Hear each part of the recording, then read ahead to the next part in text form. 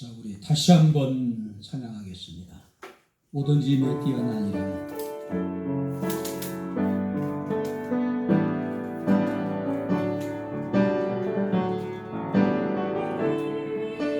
뛰어난 예수는 주, 예수는 주. 모두 무릎 꿇고 경배를 드리세. 예수는 만유의 주님. 예수는 주, 예수는 주. 온 천하 만물 울어라. 그 보좌 영광을 돌리세. 예수, 예수, 예수. 예수는 주, 예수는 주, 예수는 주. 온 천하 만물 울어라. 그 보좌 영광을 돌리세. 예수, 예수, 예수는 주.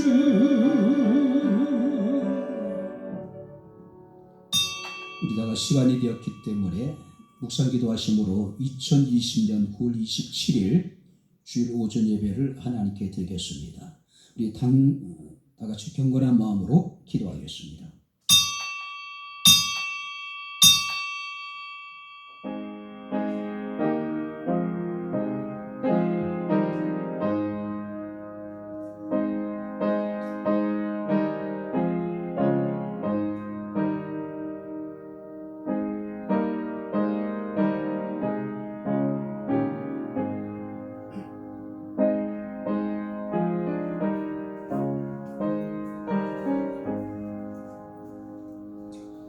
여호와여, 나는 가난하고 궁핍하오니 주의 귀를 기울여 내게 응답하소서.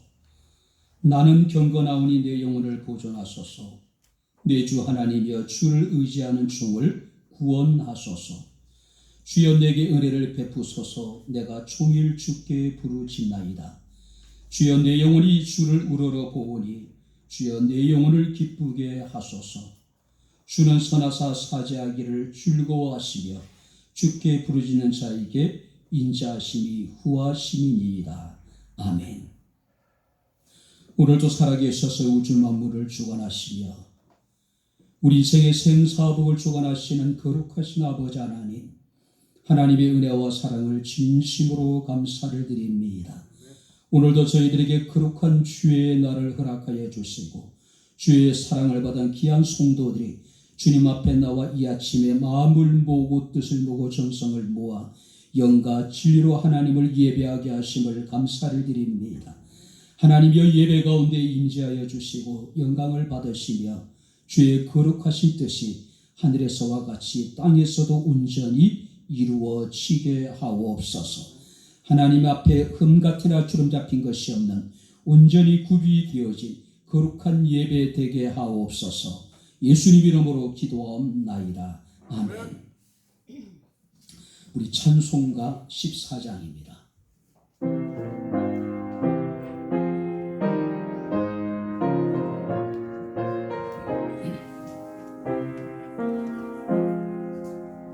주리 하나님 하늘에 계시니 온 천하 만민 주 앞에 찬송하네. 이 천지 만물도 주 앞에 엎드려 그 거룩하신 이름을 늘 높이네. 주어 끝까지 지키니 하늘나라 향하여 곧 가리라. 주 얼굴 배울 때 내 맘이 기쁘고 영원히 주의 영광을 찬양하리. 왕의 왕 되신 주 하늘에 계시니 이 세상 죄악 이기신 구주 예수.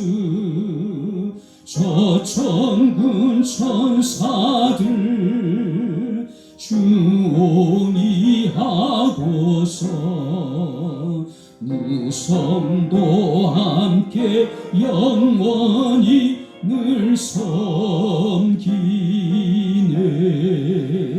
성삼위일체께 승리한 무리들 다 기쁜 소리 높여서 드려. 창조주 하나님 내 주님 되시니 주 앞에 나도 엎드려 경배하네. 아멘. 사도신경을 통해서 우리의 신앙을 고백하겠습니다. 나는 전능하신 아버지 하나님 천지의 창조주를 믿습니다. 나는 그의 유일하신 아들 우리 주 예수 그리스도를 믿습니다. 그는 성령으로 잉태되어 동정녀 마리아에게서 나으시고 본디오 빌라도에게 고난을 받아 십자가에 못 박혀 죽으시고 장사된 지 사흘 만에 죽은 자 가운데서 다시 살아나셨으며 하늘에 오르시어 전능하신 아버지 하나님 우편에 앉아 계시다가 거기로부터 살아있는 자와 죽은 자를 심판하러 오십니다. 나는 성령을 믿으며 거룩한 공교회와 성도의 교제와 죄를 용서받는 것과 몸의 부활과 영생을 믿습니다. 아멘. 이 시간 하나님의 말씀은 시편 61편입니다. 1절부터 8절까지 제가 봉독해 드리도록 하겠습니다. 시편 61편 1절부터 8절 말씀까지가 되겠습니다. 하나님이여 나의 부르짖음을 들으시며 내 기도에 유의하소서. 내 마음이 약해질 때에 땅끝에서부터 주께 부르짖으오리니 나보다 높은 바위에 나를 인도하소서. 주는 나의 피난처시요 원수를 피하는 견고한 망대심이니이다.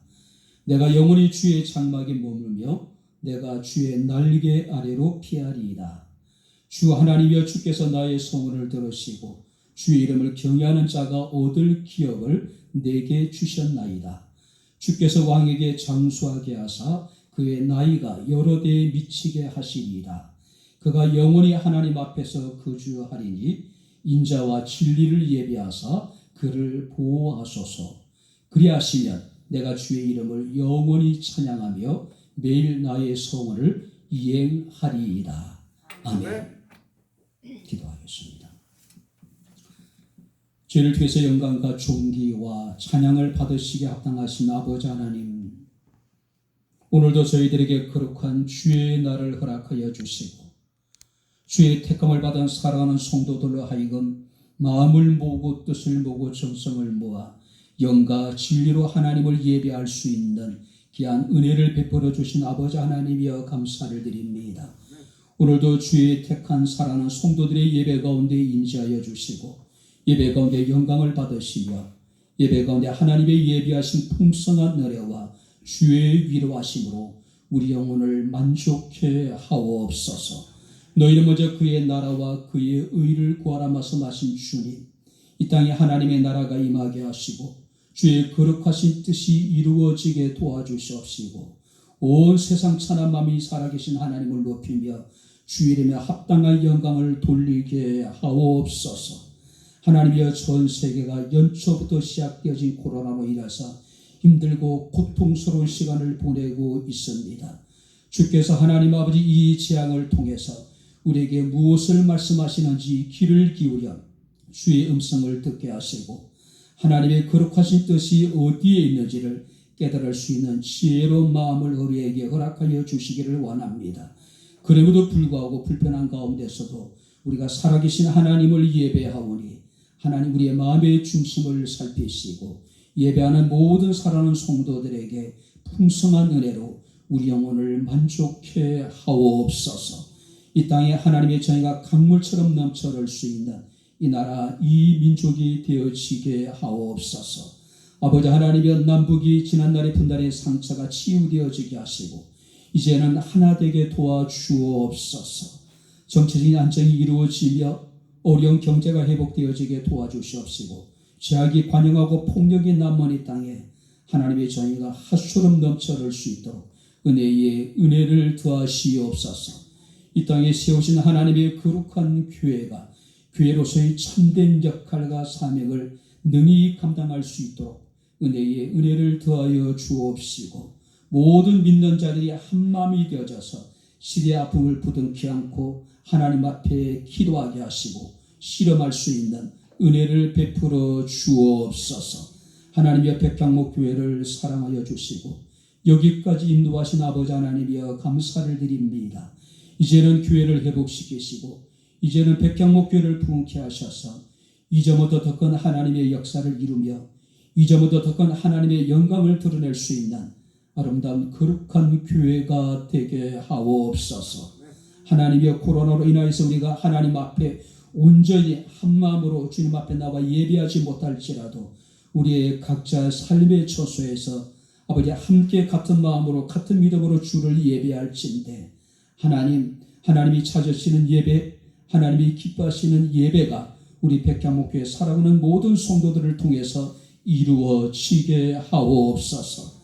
하나님이여, 지쳐있는 살아오는 모든 성도들에게 새로운 힘을 더하여 주시고 마음이 상한 자들을 이루어져 주시고 병든 자들은 치유하여 주시옵시고 믿음이 없는 자들에게는 믿음의 믿음을 더하여 주옵소서. 세상이 줄 수 없는, 세상이 알 수 없는 위로부터 주어지는 그리스도의 평강이 우리의 마음을 주장하게 하옵소서.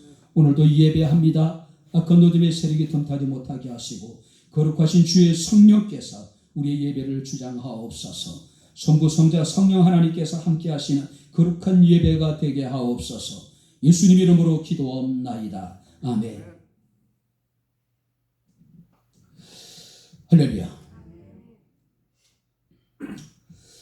우리가 좌절이라고 하는 이야기를 자주 합니다. 어떤 계획이나 일 따위가 도중에 실패로 돌아가는 것. 또 낙심이라는 이야기도 합니다. 이 낙심의 사전적인 의미는 뭐냐면은 다른 일이 이루어지지 않아서 맥이 풀리고 마음이 상한 상태. 또 우리는 절망이라고 하는 이야기를 합니다. 어떤 일에 대해서 체념하고 포기한다는 것. 그래서 덴마크 철학자였던 키에르케고르라는 사람은 절망은 죽음에 이르는 병이라고 이야기를 합니다. 그럼 우리가 좌절이라든지 낙심이라든지 절망이라고 하는 것은 우리의 마음을 용해시키고 우리의 마음을 황폐케 한다는 뜻을 가지고 있습니다. 바로 우리가 좌절하고 낙심하고 절망한다는 것은 건강도 희망도 행복도 용해시켜버리고 우리의 삶을 황폐케 하는 것이 바로 좌절이고 낙심이고 절망이라고 이야기할 수가 있을 겁니다. 자, 살아가면서 우리가 아픔이 없는 인생이 과연 있을까요? 남들이 보기에는 평화로워 보이고 남들이 보기에는 괜찮아 보이지만은 우리가 자세히 보면은 그 마음속에 많은 사람들이 아픔을 안고 살아가고 있는 모습을 봅니다. 많은 사람들이 남몰래 흘리는 눈물이 있음을 우리는 봅니다. 모든 사람들이 어쩌면은 마음에 눌리는 고통을 안고 살아가고 있음을 우리는 봅니다. 자, 오늘 이 본문은요, 주전 아마 1000년경, 그러니까 정확하게 979년경을 그 시대를 배경으로 하고 있습니다. 다윗이 통일 이스라엘 왕국의 왕으로 즉위한 지 30년이 지난 시점입니다. 그런데 이 다윗에게는 가장 사랑스럽게 여겼던 아들이 있었는데 그가 압살롬이라고 하는 인물입니다. 자, 사무엘하 14장 25절 말씀을 보게 되면은 온 이스라엘 가운데 압살롬 같이 아름다움으로 크게 칭찬을 받는 자가 없으시니 그는 발바닥부터 정수리까지 흠이 없었다라고 이야기를 합니다. 완벽한 사람이었어요. 그런데 이 압살롬은요, 굉장히 잔인한 성격을 가지고 있었던 것 같습니다. 형을 죽이기도 하고 아버지 몰래 바로 아버지를 배신하여 반역을 그가 계획하게 되죠. 성경을 보게 되면은 자신을 위한 호위병을 두고 백성들에게 송사를 베풀고 스스로 재판장이 됩니다. 그리고 가장된 친절로서 백성의 환심을 사게 됩니다. 그런데 사무엘하 15장 6절 말씀을 보게 되면은 이런 압살롬에 대해서 이스라엘 사람들의 마음을 훔쳤다라고 이야기를 하고 있어요. 자, 완벽한 사람이었습니다. 압살롬에 대한 바로 다윗 왕의 총애가 대단했어요. 그래도 불구하고 압살롬은 형제를 죽이기도 하고 아버지를 반역해서 쿠데타를 일으키기도 하고 결국 이 압살롬은 그 아버지를 배신해서 반란을 일으키게 되죠. 그 상황이 얼마나 다급했던지 다윗이 예루살렘을 떠나서 바로 요단 건너편에 있는 바로 마하나임이라는 곳으로 피난을 가야 될 상황이었습니다. 성경을 보게 되면은 다윗이 신발을 신지 못하고 급히 예루살렘 성을 떠나는 모습을 우리가 보게 됩니다. 바로 이 시편 61편은 바로 이곳에서 지어진 시로 우리가 여겨집니다. 자, 지금의 상황은 압살롬의 반역은 완전히 성공한 것 같은 그런 분위기가 무르익어가고 있었습니다. 자, 그때 다윗은 2절 말씀을 보시기 바랍니다. 내 마음이 약해질다라고 이야기를 하고 있어요. 자, 여기서 마음이 약해졌다라고 하는 것은 내 마음이 쇠약하고 내 마음이 실패하고 내 마음이 무엇인가에 압도당했다. 오늘 여기서 약해진다라고 하는 것은 서서히 기력이 쇠해진다는 의미가 아닙니다. 서서히 시간이 지나면서 약해진 상태로 빠져든다는 의미가 아니에요. 여기서 약해진다라고 하는 것은 강력한 외부의 충격에 의해서 급격하게 약해진 상태. 뭘 말합니까? 그만큼 사랑하는 아들 압살롬의 반란이 다윗에게는 충격적이었다는 이야기입니다. 자, 개역 성경에서는 이 본문을 내 마음이 눌릴 때라고 이야기를 하고 있습니다. 여기서 눌렸다라고 하는 것은 자신의 마음이 지금 주어진 삶의 무게에 견디지 못하는 상태. 도저히 다윗은 지금의 처해는 이 상황을 이야기가 힘들었어요. 받아들이기가 힘든 상황이었습니다. 그래서 내 마음이 약해지고 내 마음이 지금 눌리고 있다라고 이야기하고 있습니다. 마음의 평강이 깨어져 버린 상태. 기쁨도 없고 감사도 없고 근심에 압도되고 두려움에 사로잡히고 불안과 초조로 굉장히 지금 다급해진 상태. 바로 그런 상황 속에서 다윗은 오늘 자신이 마음이 약해질 때, 자신이 억눌려 있을 때에 그는 하나님께 소망을 두고 하나님께 탈출구를 찾고 있음을 우리가 보게 됩니다. 내 마음이 풀리고 내 마음이 약해질 때 우리는 이 다윗을 통해서 우리가 어떻게 그 상황 속에서 우리가 답을 찾아야 될 것인가, 우리가 말씀을 통해 살피면서 함께 은혜를 나누도록 하겠습니다. 자, 먼저 한번 2절 말씀을 우리 다시 한번 같이 읽겠습니다. 내 마음이 약해질 때 땅끝에서부터 주께 부르짖어 오리니 나보다 높은 바위에 나를 인도하소서. 내 마음이 약해질 때 땅끝에서부터 주께 부르짖어 오리니 나보다 높은 바위에 나를 인도하소서. 자, 다윗은 지금에 처해 있는 상황을 땅끝이라고 표현하고 있어요. 자, 여기서 땅끝이라고 하는 것은 요단 동편에 있는 마하나임이라고 하는 지역입니다. 그러니까 그 암몬과 이스라엘의 국경 지역을 의미하고 있는 거예요. 실제적으로 마하나임이 땅끝은 아니죠. 여기서 땅끝이라고 표현한 것은 예루살렘에서 멀어져 있는 이 다윗의 어떤 심리적인 상태를 의미하고 있는 거예요. 지금 이 다윗은 인생의 벼랑 끝에 몰려있기 때문에 더 이상 물러날 곳이 없는 것 같은 상황. 그 상황 속에서 다윗은 어떻게 합니까? 주께 부르짖는다라고 고백하고 있는 모습을 우리가 보게 됩니다. 사무엘상 20장에 보게 되면은 이 다윗은 자신의 친구 요나단과 이런 이야기를 나누죠. 나와 죽음의 사이는 한 걸음뿐이라는 이야기를 합니다. 이 사울로 인해 가지고 이 다윗은 늘 절체절명의 위기가 연속되어져요. 한 치 앞도 내다볼 수 없는 그런 절망적인 상황이었습니다. 그런데 그런 상황이 다윗의 삶에 보게 되면 계속해서 연이어 이어지고 있는 거예요. 다윗의 왕국이 세워지고 왕권이 견고하다고 여겨지고 있을 때에 이 다윗은 삶의 절체절명의 위기를 만나게 됩니다. 압살롬의 반란이에요. 이 다윗은 도저히 그 상황을 받아들일 수 없는 상황입니다. 절망적인 상황이에요. 그런데 그는 땅끝과 같은 인생의 벼랑 끝에 그는 그곳에서 하나님께 부르짖었다라고 고백하고 있음을 우리가 보게 됩니다. 오늘 우리가 인생의 벼랑 끝에 서서 있는 사람들이 참 많이 있죠. 그것이 사업의 실패라든지 또 사람의 어떤 배신이라든지 뿐만 아니라 우리가 갑자기 어느 날 찾아온 어떤 질병, 육체적인 연약함. 그죠? 이럴 때 세상이 우리에게 조언해 주는 것은 두 가지가 있습니다. 첫 번째는 뭐냐면은 그것과 맞서 싸우라는 거죠. 실패와 환경에 화물되지 말고 자신의 자아를 더욱 굳게 하라는 이야기입니다. 그 상황을 돌파하라는 이야기예요. 한계를 두지 말고 도전하고 극복하라고 세상이 우리에게 이야기를 합니다.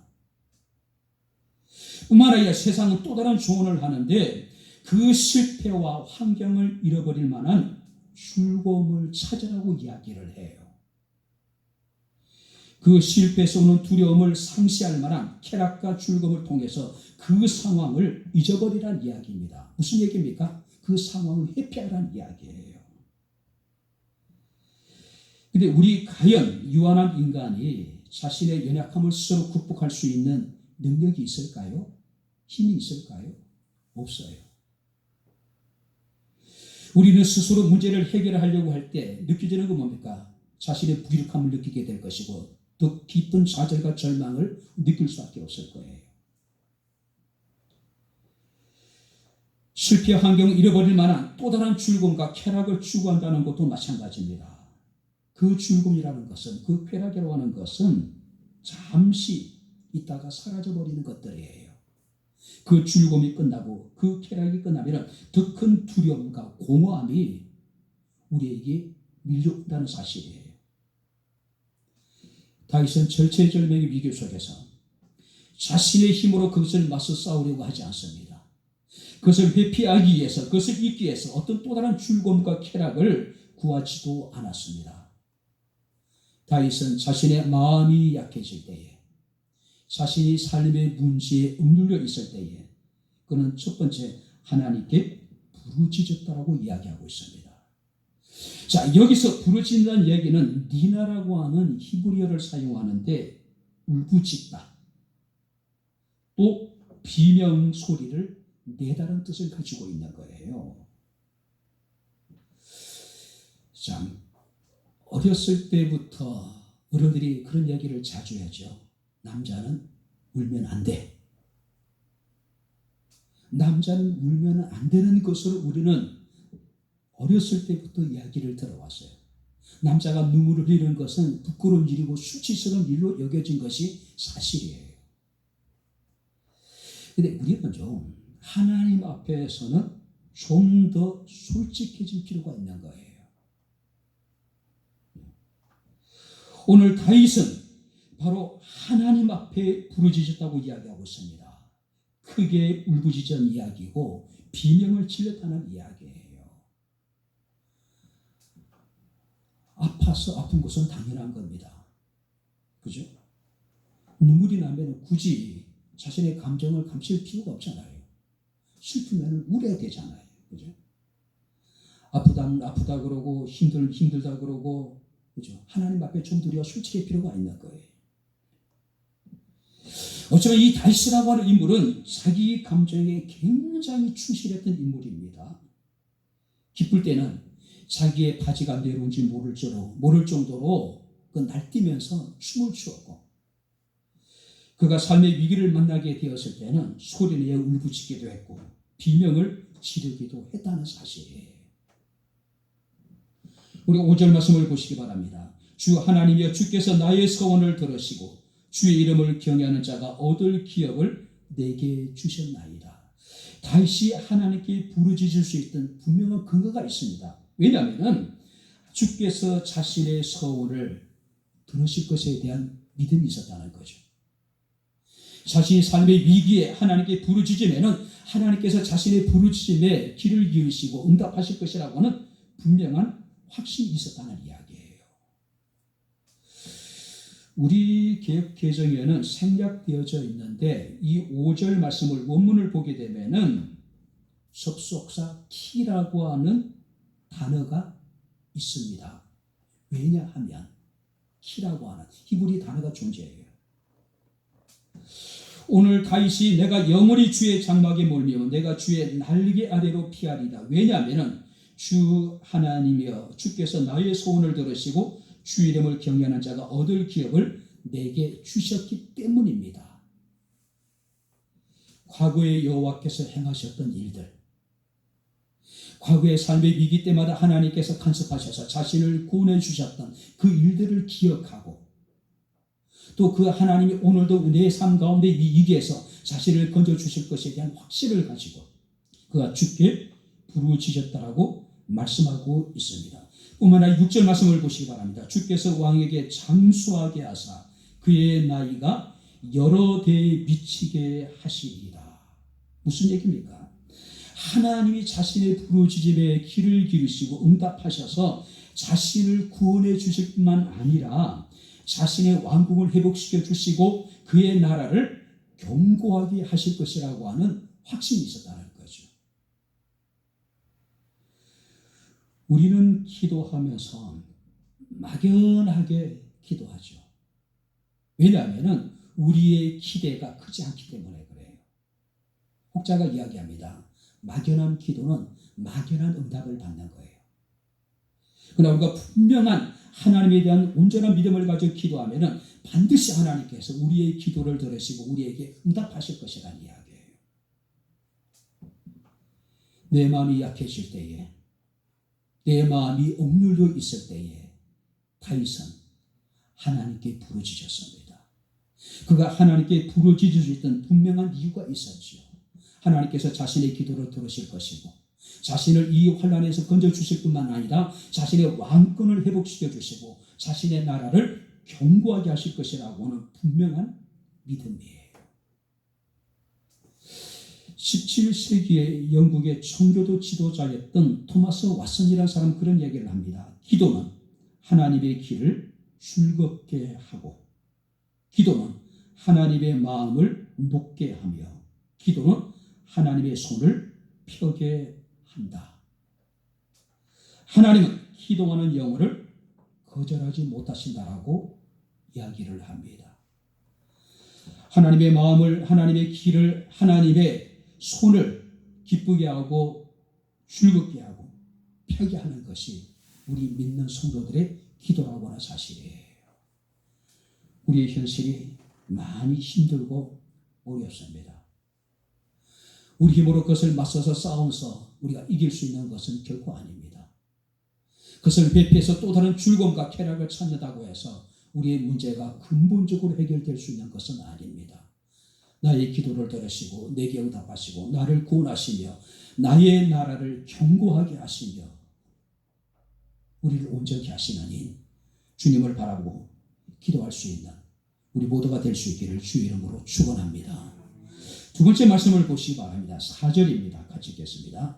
내가 영원히 주의 장막에 머물며 내가 주의 날개 아래로 피하리이다. 두 번째 다윗은 내가 영원히 주의 장막에 머물며 주의 날개 아래로 피하리이다. 주께 피하겠답니다. 자, 여기서 피하다라고 하는 의미는 뭐냐면은 보호를 받을 만한 곳으로 도피하다. 보호를 받을 만한 곳.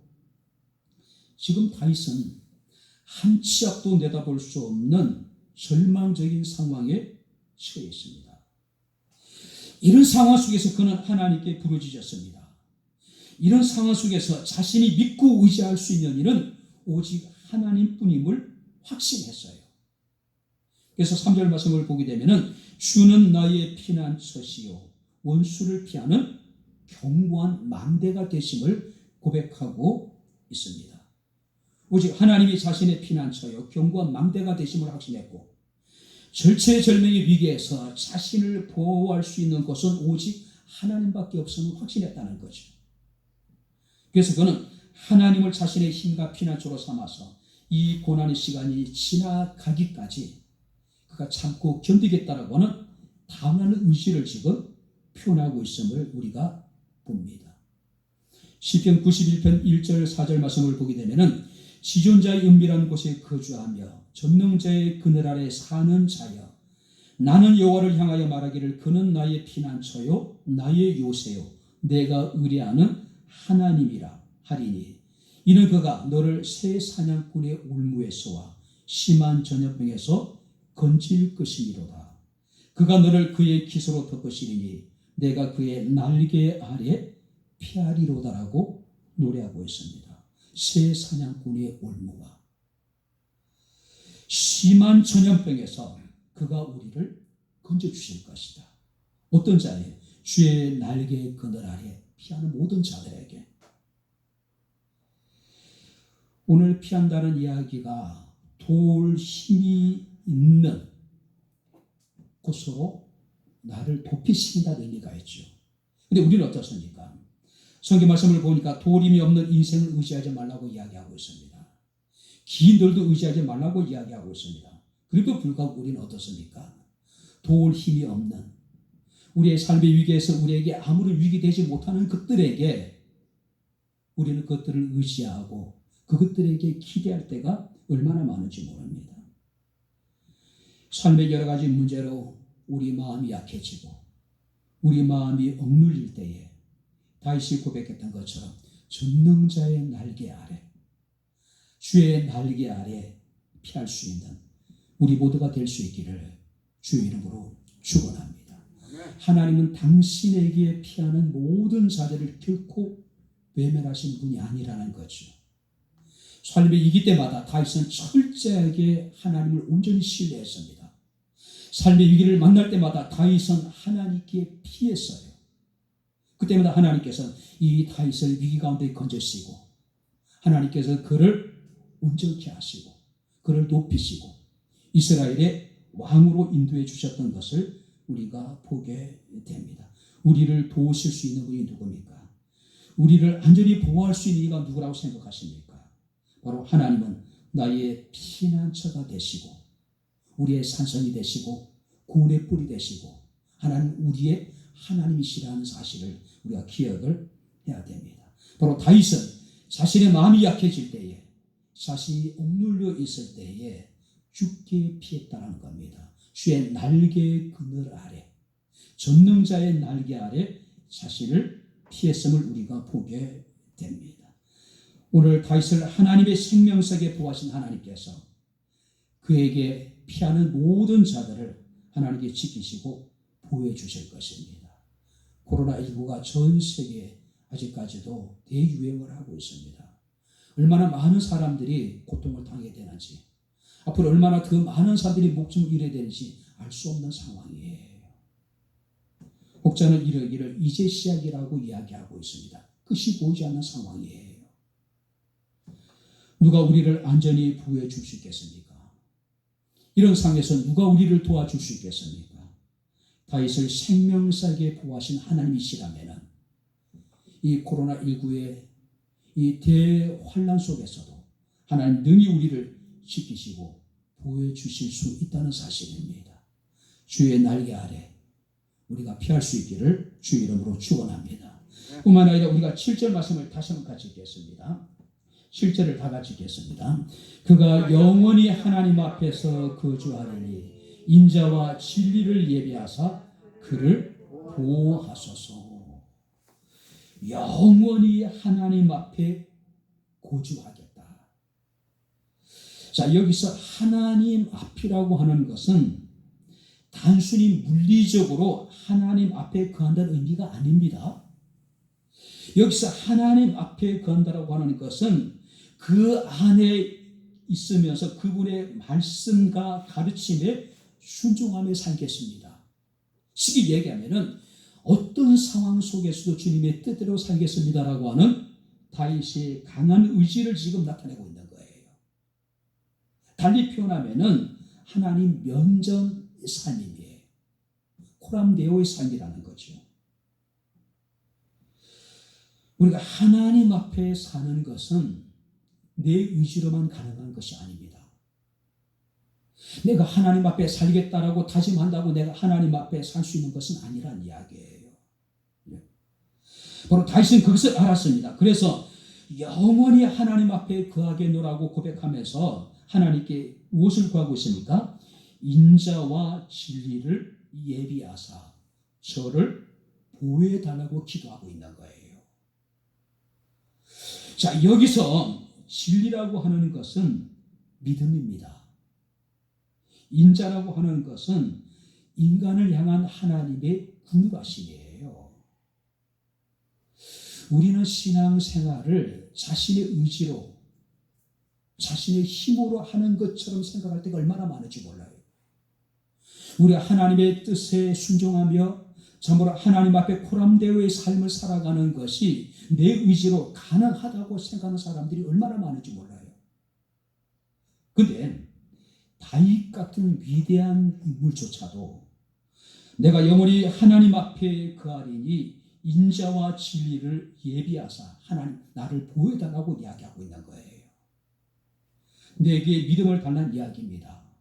하나님이 내게 계속적인 긍휼을 베풀어 달라는 이야기예요. 하나님이 내게 믿음을 주지 아니하시고 하나님 내게 계속적인 긍휼을 베풀어 주지 아니하시면은 우리가 하나님 앞에 사는 것은 불가능하다는 이야기예요. 우리가 코람데오의 삶을 사는 것은 그만큼 불가능하다는 이야기예요. 그러니까 우리는 자신의 믿음을 과신하는데 그만큼 어리석은 것이 없어요. 자신의 의지를 사랑하는데 그만큼 허무한 것이 없는 거예요. 그죠?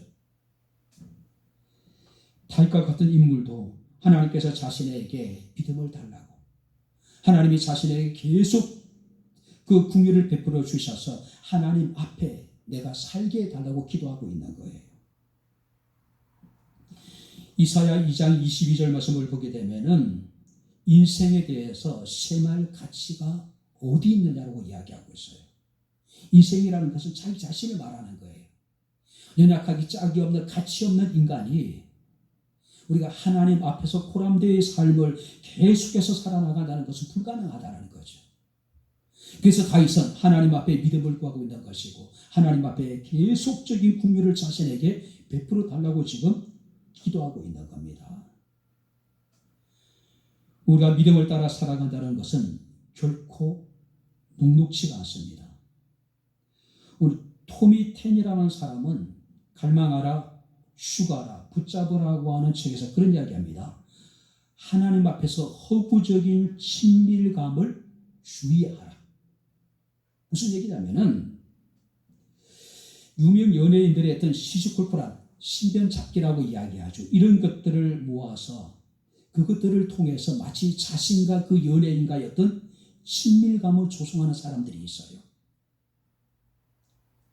인터넷에 뒤져가지고 연예인들의 어떤 시시콜콜한 이야기를 다 수집하는 겁니다. 그러면서 그만큼 자신이 그 연예인과 어떤 가깝다라고.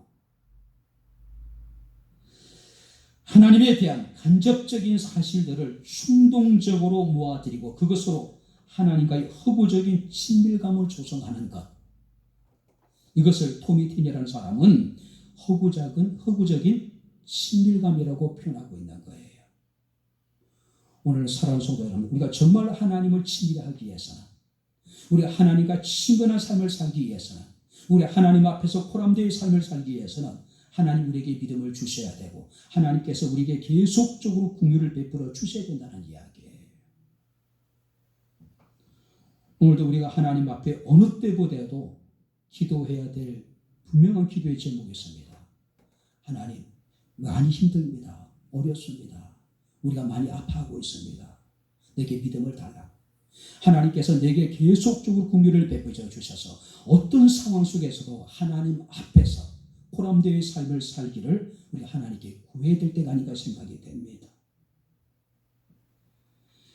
오직 주를 믿는 믿음과 주의 긍휼을 힘입어서 어떤 상황 속에서 주 앞에 구할 수 있는 저와 여러분들의 삶이 될 수 있기를 주의 이름으로 축원합니다.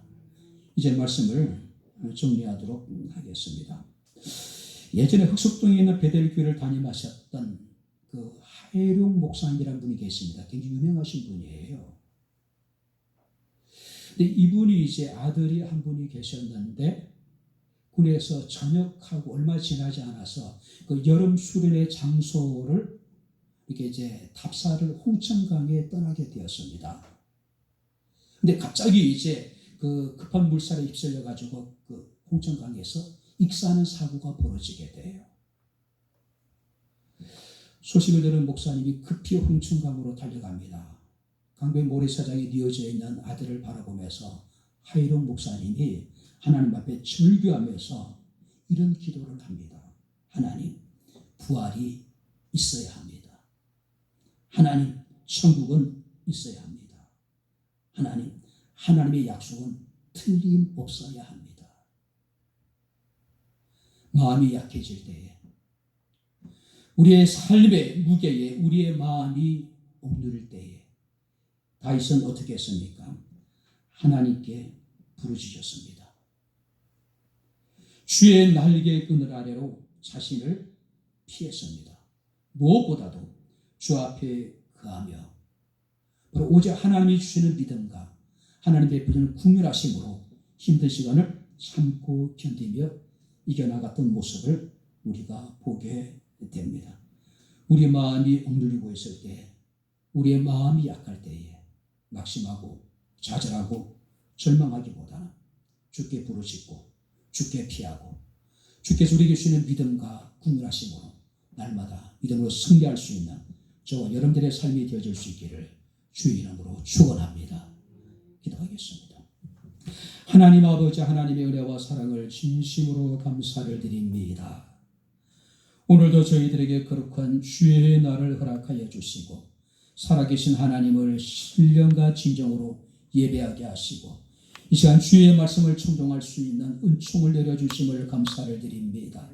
말씀이 우리의 마음에 새겨지게 하시고 우리 마음이 억눌릴 때, 우리 마음이 약해질 때마다 우리가 주께 부르짖어 기도하게 하시고 주께 피하며 주 앞에 주를 믿는 믿음과 주의 긍휼하심을 힘입어 날마다 믿음으로 승리할 수 있는 저희들의 삶이 되게 하옵소서.